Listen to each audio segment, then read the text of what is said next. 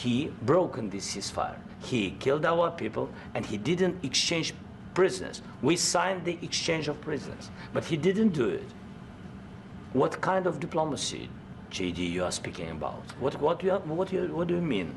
I'm talking about the kind of diplomacy that's going to end the destruction of your country. Yes, but if you Mr. President, with respect, I think it's disrespectful for you to come into the Oval Office and try to litigate this in front of the American media. Right now, you guys are going around and forcing conscripts to the front lines because you have manpower problems. You should be thanking the President for trying to bring an end to this conflict. Have you ever been to Ukraine that you say what problems we have?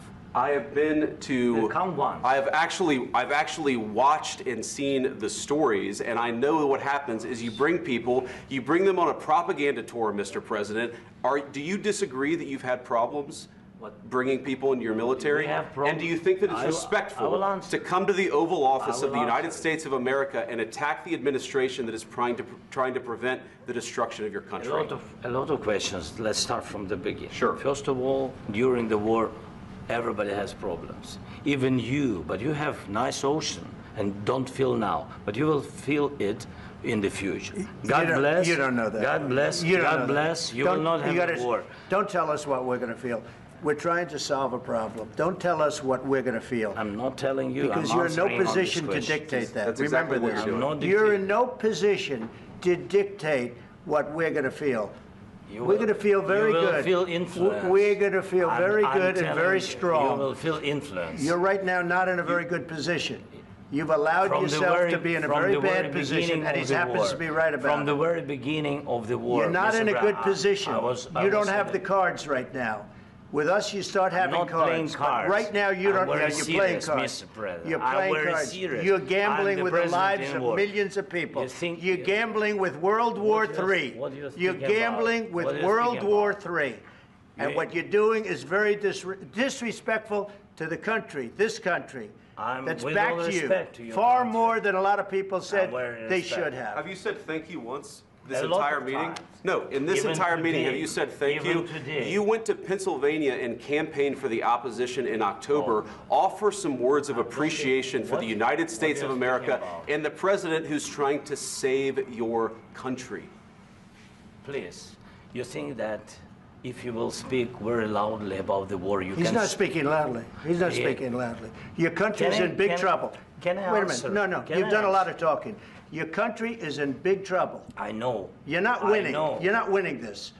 You have a damn good chance of coming out okay because of us. Mr. President, we are staying in our country, staying strong from the very beginning of the war. We've been alone, and we are thankful. I said thanks you haven't in been this alone. cabinet, you and haven't not been only alone. in this cabinet. We gave you, through this stupid president, $350 billion.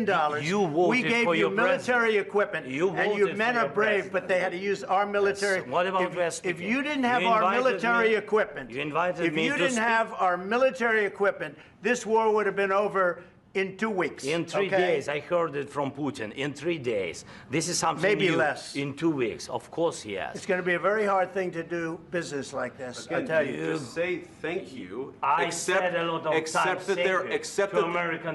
that there are disagreements, and let's go litigate those disagreements rather than trying to fight it out in the American media when you're wrong. We know that you're wrong. But you see, I think it's good for the American people to see what's going on. I understand, sir. I think it's very important. That's why I kept this going so long. You have to be thankful. You don't have the cards. Thankful. You're buried there. Your people are dying. I can tell you You're again, running low on soldiers. Listen, please, you're running Mr. low President. on soldiers. It would be a damn good thing. Mr. And then you tell us, I don't want a ceasefire. I don't want a ceasefire. I want to go, and I wanted this. Look. If you could get a ceasefire right now, I tell you, you take it so the bullets stop flying and your men stop getting killed. Of course, we want to stop the war. But you're saying you don't want a ceasefire. But I said to you, I want a ceasefire. With guarantees. Because you'll get a ceasefire faster than an agreement. Ask our people about ceasefire, what they think. That wasn't with me. For you what, that wasn't with me. That was with a guy named Biden, who was not a smart person. That was with Obama. It was your president. Excuse me. That was with Obama, who gave you sheets, and I gave you javelins. Yes. I gave you the javelins to take out all those tanks. Obama gave you sheets. In fact, the statement is Obama gave sheets and Trump gave javelins. You got to be more thankful, because let me tell you, you don't have the cards. With us, you have the cards. But without us, you don't have any cards. One more question to Mr. Vice President. I'm sorry, here. It's going to be a tough deal to make because the attitudes have to change. What if Russia breaks ceasefire? What if Russia breaks peace talks? What do you do then? I understand that it's a heated conversation right now. What are you saying?